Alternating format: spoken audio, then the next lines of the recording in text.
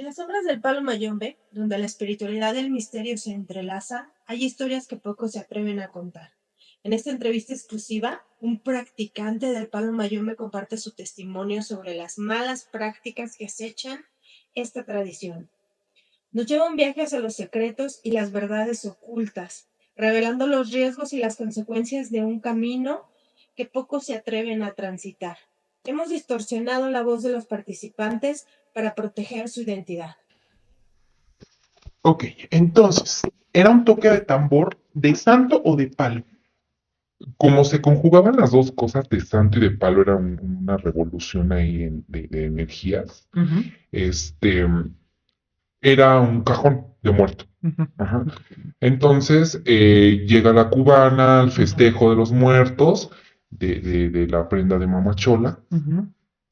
La pasan a bailar porque ella es hija de Mamachola.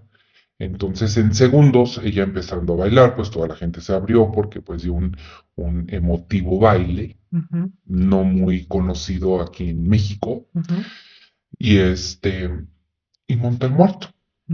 Entonces dice, Mambe, que se parara todo, ¿no?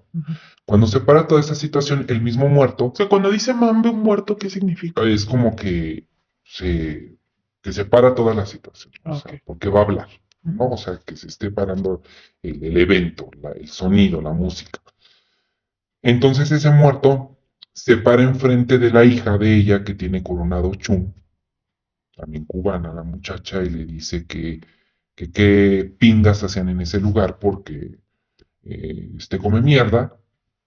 El padrino de esa casa tenía a su caballo ahí adentro, del bote de basura. Su caballo, estamos hablando de que es la persona que cuando está posesionada, la persona que está posesionada se le nombra caballo. Caballo porque está Ajá. cargando A un espíritu. a un está- espíritu, ok. ¿no? Ujú. Entonces, pues todo así como que toda la gente se quedó, pues porque ya sabían, ¿no? Sorprendido. Sorprendidos. Y va a la muerta, o sea, de la mamá de la santera, Ujú. y saca el papel. Ajá, De la prenda. de la prenda, del bote de basura, porque decía que eso era un bote de basura, Ujú. y y saca el papel y le enseña. Y pues sí, se veía claro la hija leyendo. Ujú. Vio en el papel su nombre. Sí, sí, sí. Y bueno, siguió el festejo, le pidió a que agarraran sus cosas y que Y se no fueran. tenía ella cómo saber eso, porque o sea, le estaban haciendo brujería a ella y descubrió en ese momento que le estaban haciendo brujería porque el muerto se lo dijo. Exactamente. Ujú. Entonces, ya termina todo el evento, toda la cosa estaba como que muy tensa y que no era cierto. La mamá bueno, la dueña también de la casa donde fue el evento, decía que no era cierto, que puras chingaderas no se hacían ahí con ese muerto, que nunca esta persona bajaba muerto, que porque no era cierto, y etcétera. Se quedan las dos personas, la persona montadora y la hija. Ujú. Las dos eran hijas de Ochun. Las dos son hijas de Ochun. Ok. Ajá. Entonces, en cuestión de ya acaba toda la ceremonia y se empieza a pasar para que toda la gente empiece a cenar. Y es como que la gente que no es religiosa, que tienen un grado más alto, pues lo sientan en una mesa, les sirven en platos de loza, y la otra gente, los demás creyentes, pues se sientan aparte con un incel, ¿no? Entonces, el dueño de la casa, el palero, en ese entonces era palero, Ujú. No era santero, solo no era era santero. lo que se hizo un tata, ¿no? Ajá, sí, un tata. Un gangulero. Ajá. Ujú. Entonces, se empieza a poner mal. Pero antes de eso se le rompe la pata, él se acostumbraba a sentarse en una mecedora. Ujú. Entonces se rompe esa mecedora y empieza como... ¿Cómo se rompió? Pues sí, normal, o sea, él se sentó y se empezó a mecer y platicando Y sentado en la silla se rompe. Ajá, y se rompe y se cae él al suelo y empieza a convulsionar. O sea, sí fue algo que todos nos quedamos muy en shock, ¿no? Entonces te empieza a sacar como baba por la boca, no algo muy normal porque él también era un montador, conociendo yo otras veces que él llegaba a montar, no era muy normal. Entonces se para fuerte porque yo lo estaba auxiliando porque pensábamos que le estaba pasando alguna otra situación en la comida, que se estuviera ahogando, etcétera. Entonces su mamá se acerca y el muerto que monta al hijo avienta a la mamá, Ujú, pero a mí no me hace nada. ujú, Y empieza a señalar y le empieza a decir cosas a la mamá, ujú. como ese muerto agrediéndola, ¿no? Agrediendo a la madre. A la madre. Y después le empieza a decir a la cubana Ujú. que esa persona, o sea, el caballo que estaba ahí, que come mierda, etcétera, porque así Se expresaba se así. expresaba, la tenía en la preta. Porque no se percataron de volver a sacar ese papel y pues el papel tenía sangre, algunos polvos y se cayeron en ese momento. Entonces esos polvos que tenía el papel Ujú, los agarra y se los empieza a embarrar a él. ujú. O sea, el muerto se los empezó a embarrar a él. Ajá. Ajá, Se los empieza a embarrar a él y si pues en la cara, en la boca, ujú. se los empezó a embarrar y le dice que agarrara sus cosas y se fuera de esa casa porque esa casa había, o sea, que estaba mal lo que estaban trabajando y pues, lo que le estaba haciendo, ¿no?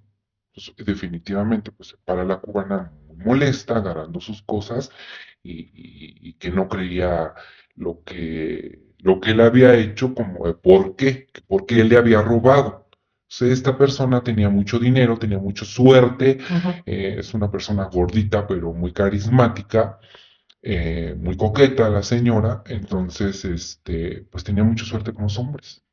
Pues, que el muerto le dijo que él estaba haciendo para que él quitarle toda esa suerte que ella tenía Y quedarse él con esa y suerte. quedarse él con esa suerte y finalmente la económica, Ujú. porque ella pues no fue como todos los cubanos que huyó de Cuba en una balsa, o sea, ella como que salió muy por la línea, ya no regresó a su país, pero llegó con dinero.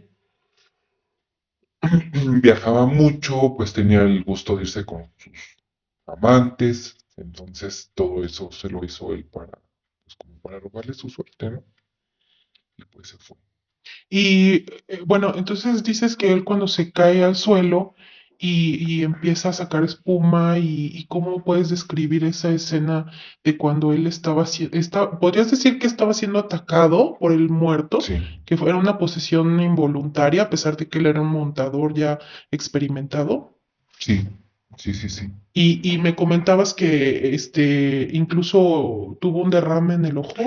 Bueno, ya de hecho, se termina todo esto porque pues el problema y que fueron por ella y todo eso. Este, ya a ciertas horas de la madrugada tuvieron que llamar a un doctor para que le pusieran un suero, porque ya tenía el derrame, pues en los dos ojos tenía derrame, los tenía muy rojos, estaba como muy chupado de la cara, porque pues es una persona que también es un poco obesa. Ujú. Entonces estaba muy chupado de la cara, se veía muy mal, ojeroso, o sea, sí se veía que estaba cansado Ajá. cansado, le dolía el cuerpo y de hecho él al otro día no se paró como en 2 días y sí le dolía mucho el cuerpo. Y después de eso, ¿continuó la relación entre ellos o se No se rompió? dejaron de ver muchos años, Ajá. se dejaron de ver muchos años y yo sé que por alguna relación económica se volvieron a ver. Y tú sabes si, o sea, pudiste constatar si a ese tata, a ese palero, le pasó algo más, o sea, aparte de ese ataque, si en los años posteriores o en los meses posteriores tuvo alguna consecuencia de de esa situación, de esa, pues no sé, de ese ataque, de ese muerto. Sí, sí, ya venían muchas perturbaciones con él porque ya lo veía, aunque se hicieran obras, se hicieran trabajos, se hicieran ciertas cosas que realmente luego él no podía manejar. Muchas veces era como que tú da el servicio, como tú asístelos, tú quítale las telarañas o tú lávalos, tú empápate yo no quiero tocar nada, entonces él ya tuvo como que agilizar sus cosas de hacer el santo. De hecho, hay un recuerdo, cuando él está coronando santo, a mí me internan. O Ujú. sea, yo me pongo muy mal, me dio salmonelosis. Ujú. y yo me tuve que ir, yo ya vivía con O él sea, y él era tu padrino. él era mi padrino. Ujú. Entonces, cuando él está subiendo al santo, ajá, a mí me llama ya, su mamá me dijo, ¿cómo estás? ¿Todo bien? Eh, sí, bien, pero yo ya me sentía muy mal. Me dijo, ya está tu padrino en el trono, ya le van a raspar su cabeza y en ese momento, no terminamos de hablar, empiezo yo a vomitar y pues me puse mal. Y así fueron 3 meses. Hasta que no le hicieron su vomita a él, yo creo Ujú. que salí de esa gravedad que yo tenía. Pues sí me vi muy mal. Entonces, sí fueron cosas constantes que le estuvieron pasando y con los años, digo, ya no tengo ninguna relación, pero con los años le estuvieron pasando pues situaciones cada vez más fuertes, como perder a su hermana, ¿no? Que Ujú. ya pueden ser pagos de algún otro espíritu o de las mismas prendas. ¿Y tú crees que tú crees que está bien cuando les quitan, por ejemplo, que un padrino está resentido y que después a sus ahijados les quitan los santos o las cosas que reciben? O sea, ¿crees que el padrino tiene ese derecho de quitarlo o no? ¿O solo en algunas ocasiones? ¿O qué piensas No, tú de yo, eso? yo, yo creo que no, no está bien. No está bien porque no puedes estar jugando, ¿no? O no puedes estar lucrando con la misma energía. O Ajá, sea, un día no le puedes decir a la energía, ayúdale, ábrele los caminos y al otro día mátalo, ¿no? claro. Entonces, para la energía ya, bueno, estás jugando, ¿cómo te vas a manejar? Entonces, yo creo que todas esas situaciones que él ha llevado a cabo, con todos los ahijados que ha tenido, porque creo que pudo haber tenido mucho éxito o mucha fama por lo bien que trabajaba, pues de alguna manera, pues está mal, ¿no? Que haga todo eso. Ok, pues muchas gracias por compartirnos esta historia.